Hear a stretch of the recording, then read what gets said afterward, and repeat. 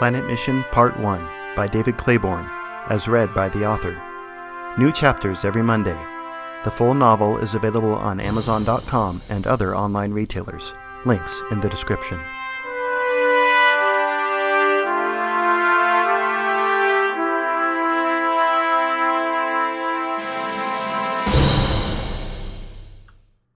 Chapter 10. You're All Right.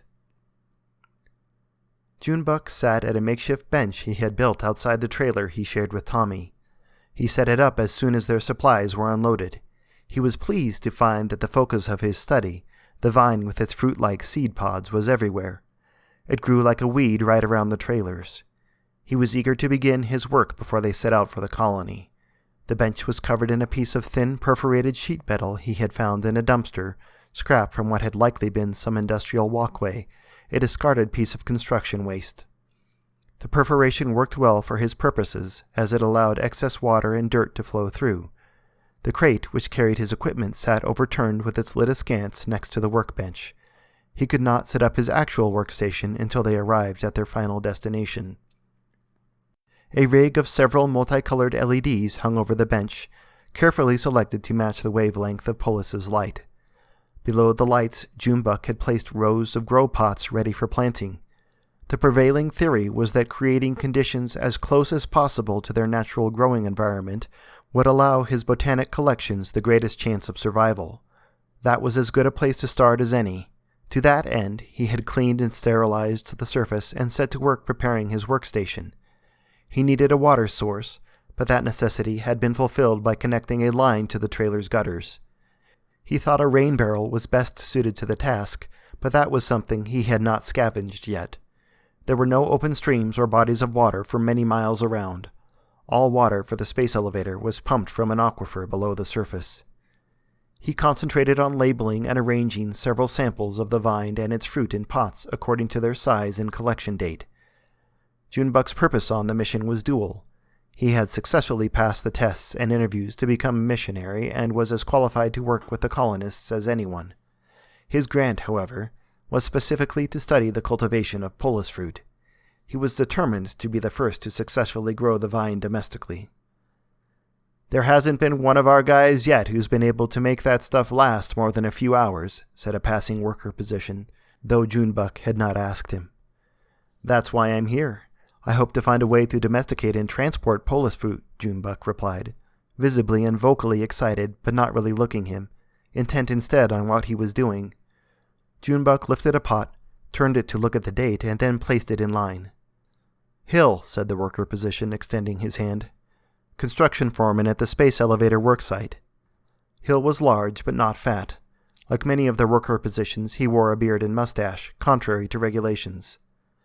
Junebuck took his hand and shook it briefly before returning to his work. "Junebuck Kim, missionary botanist. What are you a foreman of, Hill?" "I work for the aerosolized hydrocarbon fuel and fittings local." "You're in charge of the gas?" "That's what most people would call it, but the $5 name gets us more funding and respect." "What are fittings?" "Oh, you know, various parts and accessories associated with gas transportation, exchange, and use." "Good luck on your project, Junebuck." That sounded like a farewell, but Hill remained. "I'll bet you one session of your Li-Fi bandwidth allowance that none of those plants survive until morning." "How long have you been here, Hill?" "Long enough to know your bed is a safe one, I'm sure." "No bet, for now," Junebuck replied, still absorbed with his work. Hill advanced and placed both of his palms on the workbench, intruding into the workspace. Junebuck attempted to ignore him and continue working. "Why not? No confidence.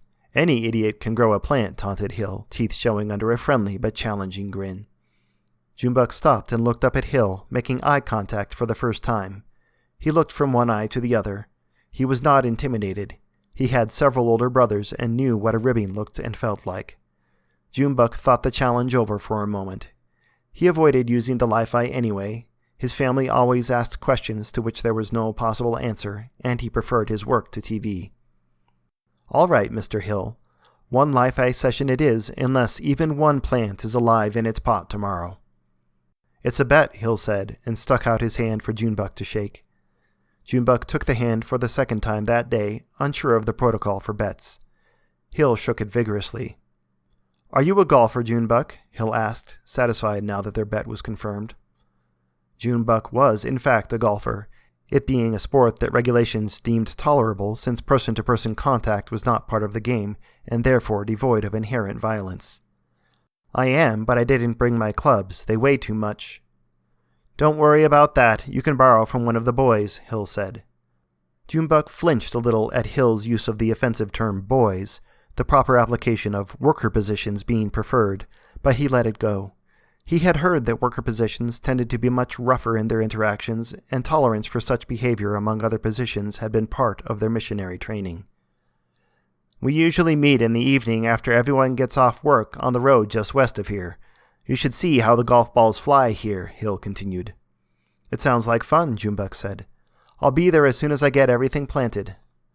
"Don't forget your phone. I won't mind if you want to turn over that Li-Fi balance early." Hill turned and walked off, but called back over his shoulder. "I wonder how much I'll be able to barter for a Li-Fi session on a clear, high-quality government channel." Low clouds still obscured the horizon for several kilometers as Junebuck walked along the road out of the spaceport, such as it was. It was only identifiable as a road due to the vehicle and foot traffic that had made it out this far and worn away the vegetation. He brought Tommy with him. Hill, along with a handful of other worker positions, were right where they said they would be. "Junebuck, I'm glad you could come. I see you brought the lieutenant. Did you bring your phone?" Hill asked as he walked up. "Did you bring yours?" Junebuck retorted. Hill smiled and motioned them over and showed one of the clubs. A driver. Junebuck looked them over.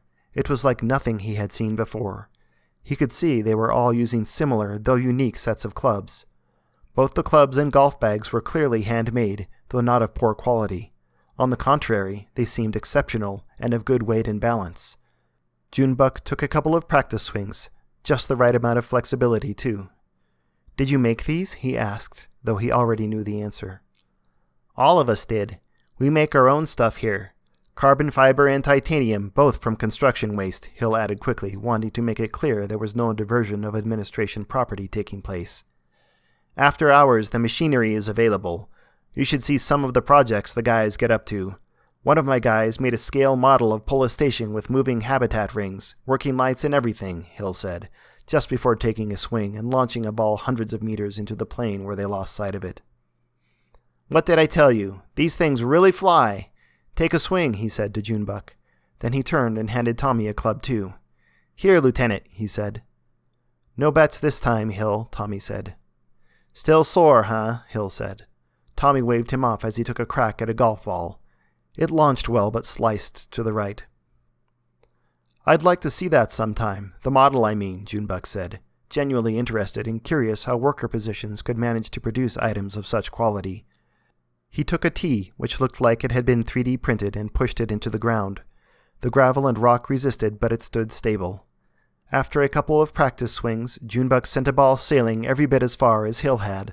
The club performed even better than it looked. "Nice," Hill said. "Nice," Junebuck said, indicating to the club. "I haven't hit for a few months, but a few more days of this and it'll come back to me." "We'll have to bring a rangefinder next time to see how far you're hitting them," Hill said. They hit balls until it was too dark to see. Junebuck was very tired and surprised that he would become winded by an activity as simple as hitting golf balls. Tommy even improved his slice. "Come on," Hill said. "You probably don't want to be out after dark. Who knows what kind of bird might sweep down on you." As if Hill's words had turned on a switch, the plain suddenly filled up with a soft orange lights. "Whoa, what is that?" Junebuck said. "It's the Polus fruit," Tommy said. "They're bioluminescent. Hill's right, we should get back." "But it's so great! Don't you want to see it?" Junebuck said. "I guess we're just used to it after being here for months," Hill replied. "Come on, you look wiped out. The lights will be there tomorrow." Hill trotted up to Junebuck's workbench the next morning with a grin of smug anticipation. He had his phone in hand, ready to collect. Junebuck had risen early to begin work and was at the workbench. Hill pulled up short. His grin turned to drop-jawed disbelief. Some of the plants were indeed dead, the smell of their rotting flesh hung in the air, but a half-dozen were clearly still alive, the fruit still glowed in the low light of the early morning. "How did you—" Hill began as he drew closer, but he quickly saw. Junebug had drawn up several vines into pots, though they were still quite rooted to the ground. "That's not what I meant," Hill began, the visible parts of his neck flushing with red hives. "You still owe me." "I don't think so, Hill. Our bet was that not even one plant would remain alive in its pot. Several are alive. If you don't think this is fair, next time be more specific about the terms," Junebug said. Hill looked skeptical, but then a grin spread across his face. "All right, Junebug. I'm an experienced gambler. I should have known to be specific. A bet's a bet, and a loss is a loss. Here," he said, pulling out his phone. "I wouldn't have any use for the extra bandwidth. Keep it," Junebug said. "In fact, we're leaving in a couple days. I probably won't use mine anyway, so why don't you take part of my allowance?" Junebug pointed his phone at Hill's and swiped over several Li-Fi credits. "Junebug, you're all right," Hill said.